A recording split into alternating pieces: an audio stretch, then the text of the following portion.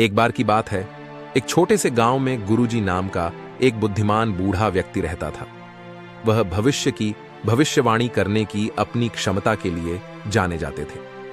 एक दिन गांव वाले उनके पास अनुरोध लेकर आए।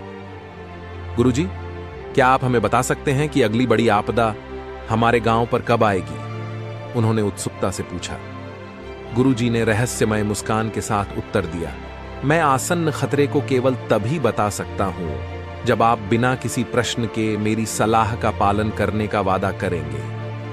ग्रामीण सहमत हुए, अपने घरों और प्रियजनों की रक्षा करने के लिए उत्सुक थे। फिर गुरुजी ने प्रत्येक व्यक्ति को अलग अलग फुसफुसाकर कुछ कहा, जिससे वे आश्चर्यचकित रह गए। किसी को भी इस रहस्य को दूसरों के साथ साझा करने की हिम्मत नहीं हुई। जैसे जैसे दिन बीतते गए, गांव का माहौल तनावपूर्ण होता गया और निवासियों के बीच संदेह बढ़ता गया। प्रत्येक व्यक्ति छुपे खतरे के ज्ञान से पीड़ित था। सस्पेंस असहनीय था। एक शाम रवि नाम का एक युवक इस रहस्य का बोझ सहन नहीं कर सका। अपराध बोध से अभिभूत होकर उसने ग्रामीणों को इकट्ठा किया और कबूल किया, गुरुजी ने हमें एक आसन्न आपदा की चेतावनी दी थी, लेकिन मैं इसे अब तक अपने तक नहीं रख सकता। उन्होंने मुझसे कहा कि मैं अपने पिछवाड़े में एक गड्ढा खोदूं और उसमें पास की नदी का पानी भर दूं। ग्रामीण हैरान थे, लेकिन उन्होंने रवि के नेतृत्व का अनुसरण करने का फैसला किया।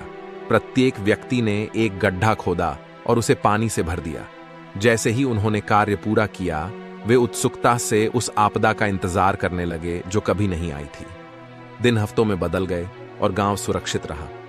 भ्रमित और निराश होकर ग्रामीण स्पष्टीकरण की मांग करते हुए गुरुजी के पास लौट आए।